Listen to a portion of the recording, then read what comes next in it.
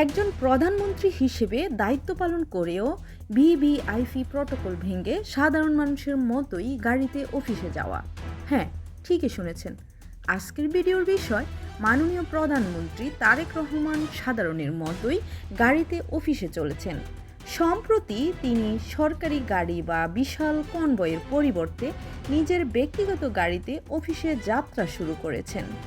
তিনি নিজেই গাড়ির চালক, নিজেই জ্বালানি দিয়ে চলাচল করছেন সরকারি গাড়ি, জ্বালানি ও বড় কনভয়ের বদলে।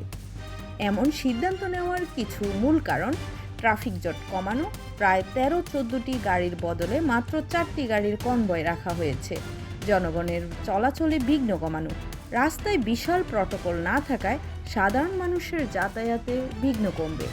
সাধারণত উচ্চপদস্থ রাজনীতিবিদ বা প্রধানমন্ত্রী চলাচলের সময় স্থানীয় গৌরব ও নিরাপত্তার কারণে বিশেষ গাড়ি, কনভয়, পতাকা ও ফোর্সড নিরাপত্তা ব্যবস্থার জোরদার করা হয়। কিন্তু এবার এই রীতিকে তিনি নিজের প্রথম কর্মদিবসে ভেঙে দিয়েছেন। সাধারণের মতো পতাকাবিহীন গাড়িতে রাস্তায় ওঠা, এটা পূর্বে দেখা না যাওয়া কোনো ঘটনার মতোই। এই বদলে যাওয়া আচরণকে অনেক বিশ্লেষক জনবান্ধব সিদ্ধান্ত বলে উল্লেখ করেছেন। এটি শুধু গাড়ি বদলানো নয়, এটা একটা প্রতীকী বার্তা যে সরকার সাধারণ মানুষের সাথে আরও কাছে থাকতে চাইছে।